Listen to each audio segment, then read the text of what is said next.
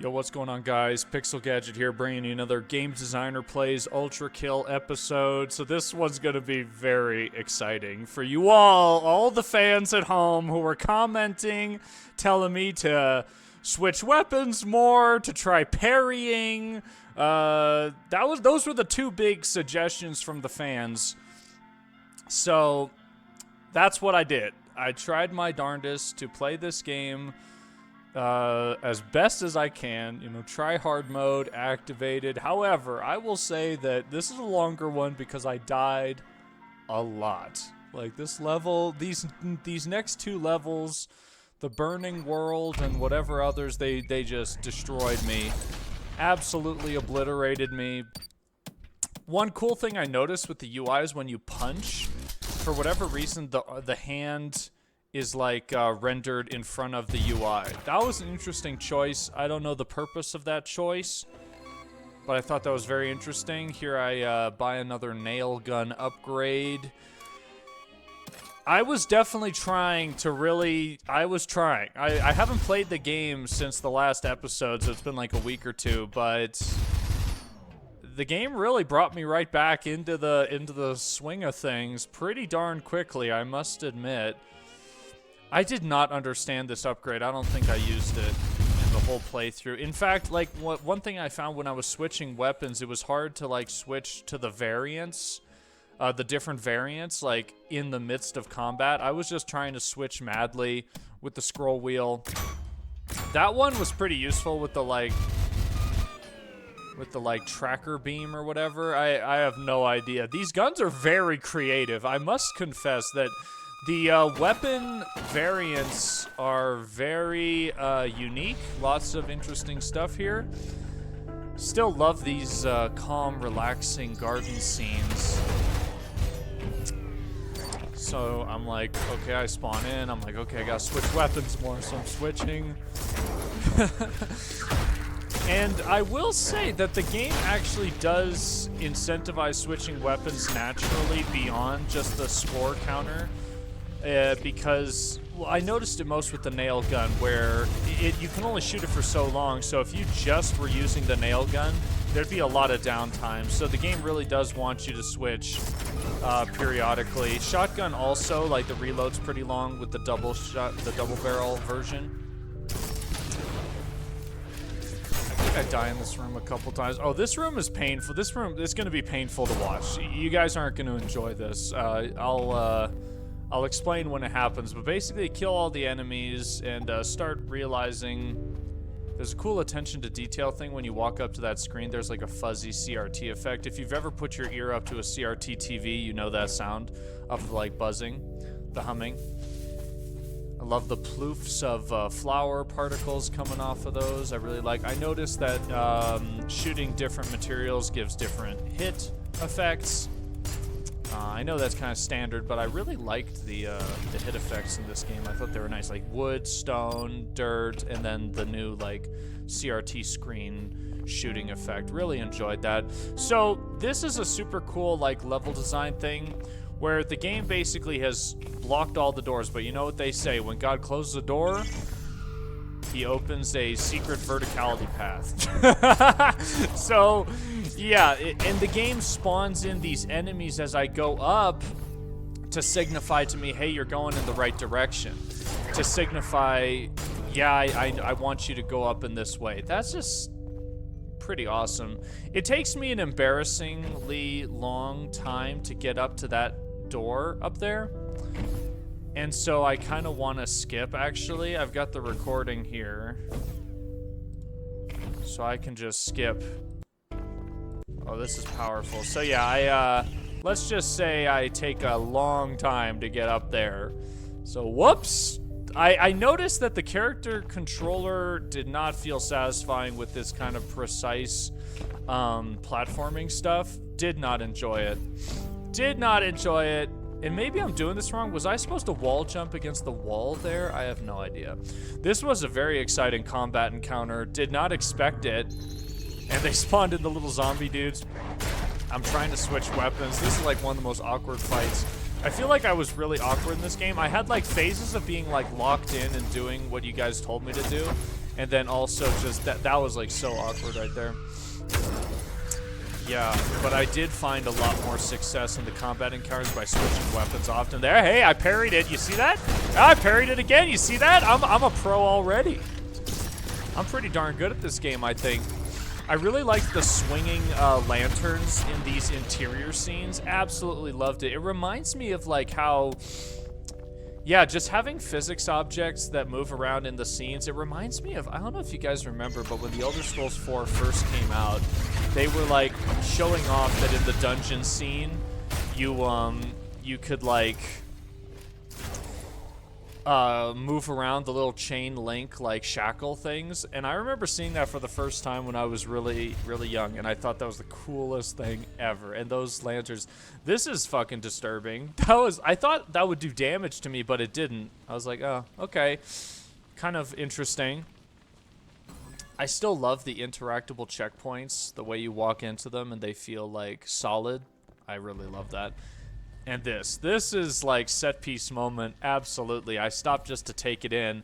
You got these billboard flames that I didn't even realize they were billboard sprite flames. Like, they're not actual particle effects. I didn't even realize that. So this goes back into what I've been saying, how the designer of this game was really good at contrast design for the levels. Introduce a new enemy. These guys are super cool. Again, with the contrast, their sound effects are so different from all the other enemies. I think I killed them too quickly to show you, but they have these like squeaking sound effects. Here it comes. Listen to this.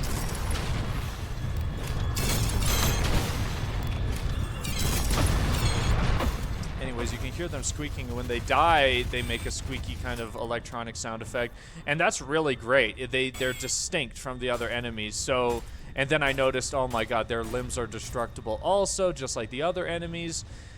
In my defense, I wanted to say some things. People were not nice about me not understanding the blood effects. I wanted to make some defenses. First of all, robots don't really generally signify that they will have like blood effects or whatever. So that's one thing that's a rule break. And when I say the game breaks rules, that's not a bad thing. It just means it's breaking like intuitive gamer logic, or at least my logic. And then another thing I wanted to mention is there's blood, like, when you kill enemies, there's, like, blood gets splattered all over the scenes, and that blood doesn't heal you. So that's kind of a rule break. That's like a visual language break, where only fresh blood off of the enemies heals you. And obviously that's an amazing game mechanic, because, yeah, you can't have the player just healing all the time after every single combat encounter. Like, the designer wanted to encourage getting up close and personal with the enemies. But, like, here's a stone enemy that's having blood effects. It doesn't really make sense. And, you know, you guys gotta forgive me for not intuitively understanding that. Even though the game does explain it in the beginning, I explained in the comments, I was like, guys, rule number one of game design is players do not read things. Okay, and I am pretending, I am like role-playing. When I play the game, and when I'm talking as a game designer, I'm kind of role-playing as like a play tester, like just playing honestly kind of as mindlessly as I can. I know it sounds counterintuitive or counterproductive. However, it is important. Like when you're designing a game, you want it to be kind of dummy-proof. Unless your target audience is like smart people, which, let's be honest, that's not going to happen. Okay? That's not going to happen. I'm not saying players are dumb. I'm saying players don't pay attention to the things you think they pay attention to. Look at me parrying like a pro. Dude, the parrying in this game feels so good. Absolutely incredible. It's like, usually we make projectiles readable and have the enemies kind of like telegraphing their attacks so that the player can dodge it really easily and intuitively. But this game takes it to a whole other level where there's this parrying mechanic, which I've never seen in an FPS before. I'm sure it's been in other FPS games. Look at that. S. Dude, style S. Dude, A. I know I took 8 minutes to finish the level. That was just because I couldn't do the parkour. But I'm just saying, like, I'm basically a pro at this game right now. And this is where I tried the sawed on.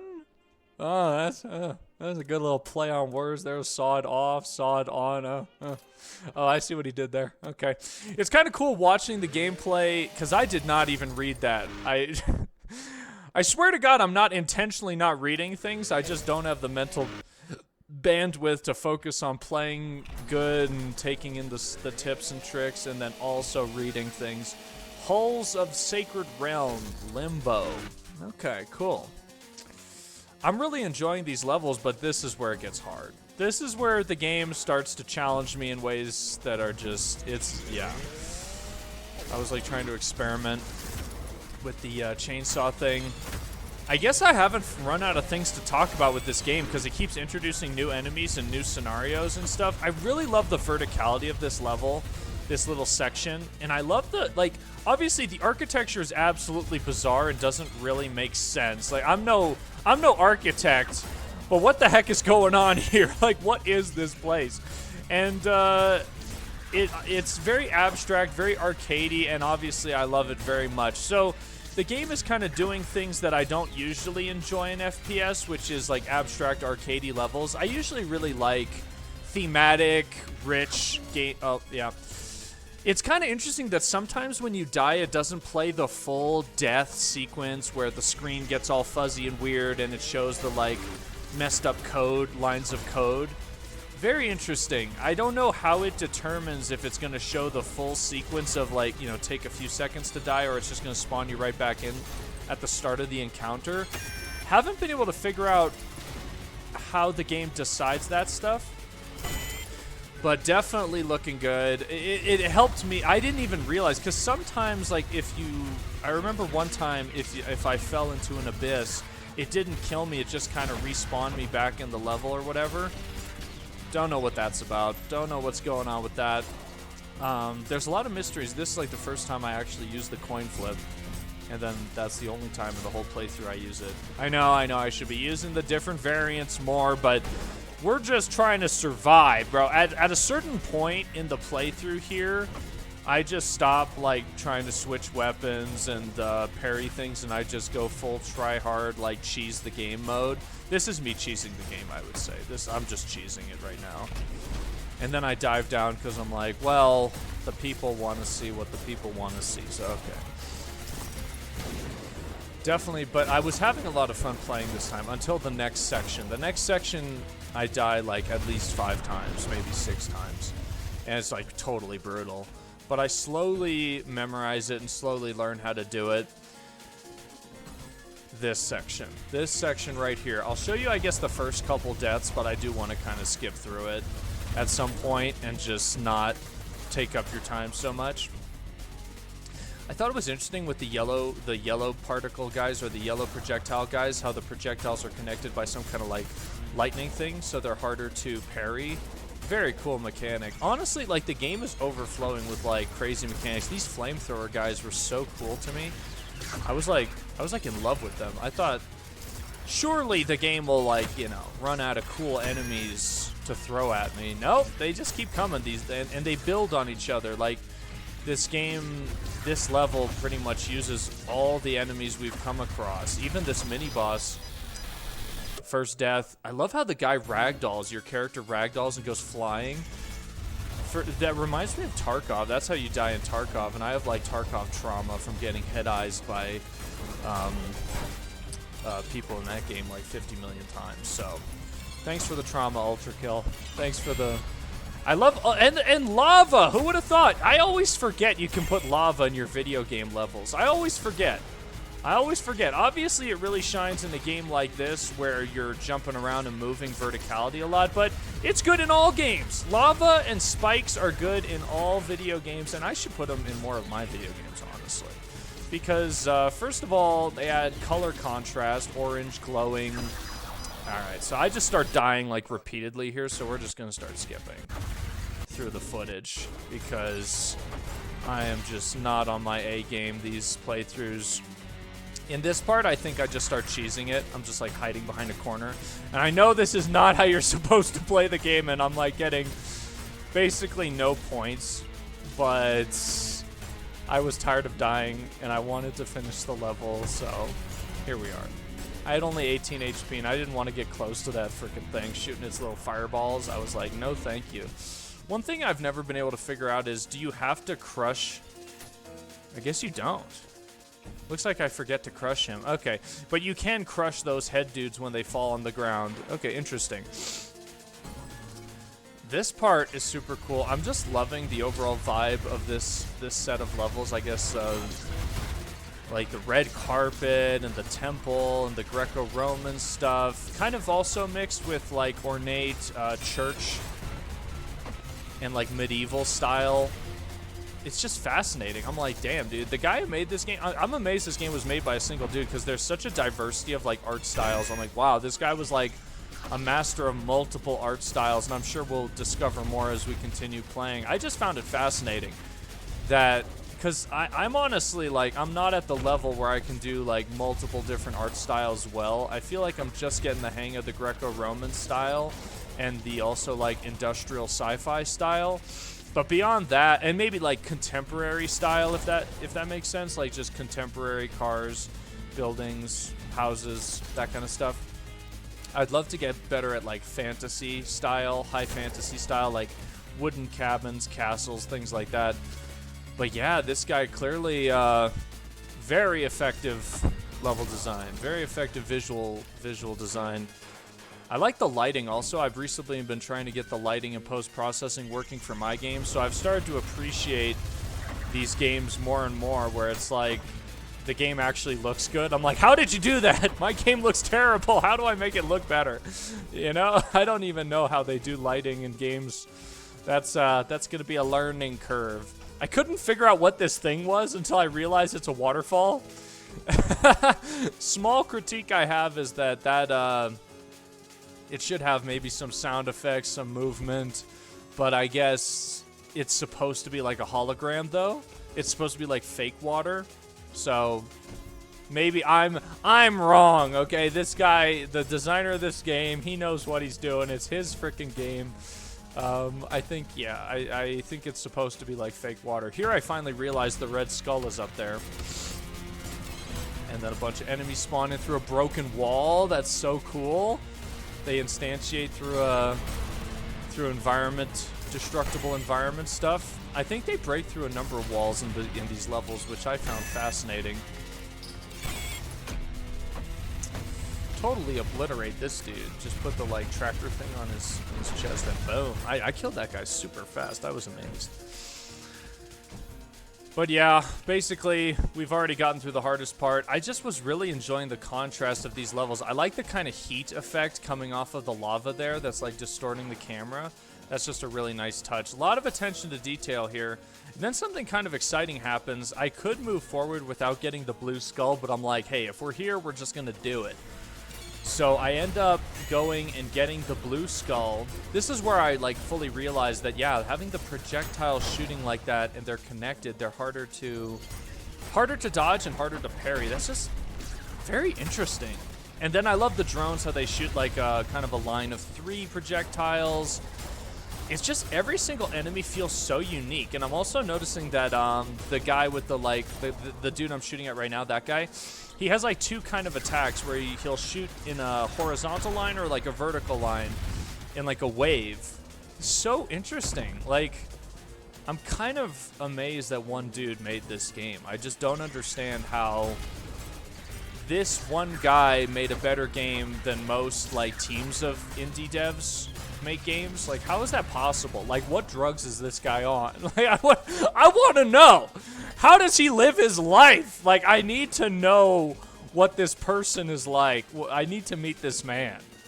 Because it's like, how did you make this, dude? Like, I know he made it over the course of, like, super long time. Like, 9 years. Or 8 years. But that is still very crazy to me. That there's so much going on in this game. And also that it's actually fun to play. I know it sounds silly to say that, but a lot of games are like, they look super cool, they have a lot of cool mechanics, and they're actually like not that fun. I don't know how to describe it. Obviously, I am no expert on fun. I'm a systems designer, like I like numbers and stuff, but this is all game feel and like mechanical fidelity, which is honestly not my strong suit. I really like simple mechanics, simple shooting, simple guns. These guns are like relatively complicated, obviously having 2 fire modes, each one having 2 fire modes. Just crazy. So I'm blown away by what's going on here. It's like, oh my god, if he, like, I just don't even understand, like, how he did it. Like, right now I'm reworking a lot of the systems in my small game. And, like, if he had to rework a system in this game is so massive, how the heck would he do it? Oh my god. Maybe one day we'll interview the guy who made this game on the channel. I would love that. I would absolutely love that. I definitely would be starstruck and be just like, damn, dude, how did you make this thing? Like, what is this game? It's so good. So that could happen. You may see that in the channel one day, but I'm a little intimidated because obviously, like, I'm also a game designer, so I feel like this game is just blowing my skills out of the water in a lot of ways. Like, I don't know how he did it. I have no idea. I really like this where he shows the kind of collectible thing through like a cage or like a screen, and you can see it but you can't get to it. That's like classic game design stuff, but I like it because it almost blends in. There's like a yellow light thing in the middle there. Also, I love this room. Love the columns. Love columns. Love tall rooms with high ceilings. I could not figure out how to get up there. One detail I've noticed is like these freeze frames that happen in specific moments in the game. So this is kind of cool. Screen shake showing signifying a secret door opening. Very cool. And yeah, it's like a secret boss fight. Love these like trickles of water coming down in this scene. Very cool. I think I get this the first try. I could be wrong. I don't think I get this the first try. But yeah, here we're fighting two of those dudes we fought a while ago and a few episodes ago. I love these these sword machine guys. So we got Agony and Tundra. Very interesting. Absolutely bizarre. These fights are so chaotic. I was literally thinking, I was like, yeah, they do get me. I was literally thinking, I was like, how do they, like, how is this gameplay gonna look? And like, just like someone watching it, because obviously it makes like a tiny bit of sense to me. Like I can barely see these enemies through the environment, especially the blue guy. He really blends in just in my peripherals though. I enjoyed this fight a lot, but I did end up just kind of tryharding with the pistol, like just running around, dashing around, just shooting at their heads, and that seemed to work. Like, at a certain point, I found my own strategy more effective. Like, the style meter's great, but I don't know if you... Yeah, oh, yeah. Okay, the style meter only appears if you're actually doing cool things. It looks like it goes away if I'm just, like, shooting. Yeah, it just goes away. Okay, interesting. I don't know if it was doing that before. I still don't fully understand the style meter and how it works, but some people explained it to me. There's, like, a freshness multiplier. You get a multiplier by being in airtime, being in the air. Super cool, but for actual effectiveness of playing the game, I found it way better to just shoot at them with the pistol and fly around in the air. That seemed to work. So got those guys. That was fun. Those blood particles are sick. And I was like, well, what the heck is this? Somewhere in the depths of limbo, a mechanism is set in motion. So clearly, number 3, like, I was supposed to do 2 more of these things, but I didn't. So I have not found a lot of secrets in this game, but there are a lot. I think I found the most secrets in this playthrough that I have in this series. And then another boss fight. I'm like, oh my gosh, this level is like, there's a lot going on here. This is one of the coolest bosses I've ever seen in my life. You're telling me this solo developer freaking modeled and textured and rigged this freaking thing? What is going on? What drugs is this guy on? Because I want some. Okay? I'm like, how did he do it? I don't understand. I do not understand. So, this was a super cool boss fight because basically I thought the face was like the whatever delicate part or the special part to shoot, but no, it was his butt. It was his butt, dude. So I just started shooting at that, and that's when I started doing mega damage, and I could not figure out for the life of me what to do, like what this guy was doing. Like Scorpion dude with kind of, honestly, basic attacks. Like, I found this fight pretty easy, actually. I know it's on standard, but still, like, compared to that other level that kicked my ass, this boss fight was honestly not so bad. I was like, okay, this is not bad at all. But yeah, dude, like, you're telling me this thing is, like, multiple attacks, like, situations. Has this epic death thing where it, yeah, another freeze frame. I really like the freeze frames. The freeze frames seem to happen when you pick up special collectibles and when you kill the last enemy in an area and the last hit on a boss, or like right when the boss like bursts into blood and guts. Super cool, dude. Super cool. So, yeah, there's still a lot to talk about with the game, for sure. I guess we're not going to stop the series anytime soon, especially if people keep engaging and watching the videos, interested in my game designer perspective.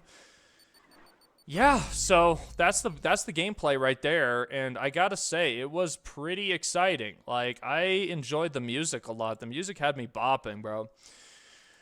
But yeah, thank you so much for watching. I hope you guys found something useful from this commentary and playthrough of these kind of later levels. I can't believe we're still only in the beginning of the game, and we've already seen so much contrast of level, like, vibe and theme. We started out with the industrial stuff, and I honestly thought that was, like, super boring and lame compared to where we're at now with this, like, crazy Greco-Roman, like, super stylized, and then with the, like, everything being on fire when you come through. It's like, that's crazy. That's crazy. I was amazed. I'm amazed by this game and what it's providing. It really makes sense why it's $25, and most of the indie shooters, my game included, are like $5 or $10. Because like this game is at a level of quality and fidelity that's like out of control, like crazy, crazy. I definitely think once we play through maybe the whole game, or at least most of the game, and we do kind of the wrap up of everything we learned from the game, we probably should interview the developer if he's available. It seems like he's like engaging with the community. He has a YouTube channel and stuff. I'm sure he'd agree to talk with me about just how did you do this, bro? Like, what? I really want to ask him. It's like, what drugs are you on? And if you're not on any drugs, how did you do this? I need to know how you did this shit. Anyways, thank you so much for watching. Hope you guys enjoyed. Hope you learned something. And yeah, I'll see you guys in the next episode. Bye-bye.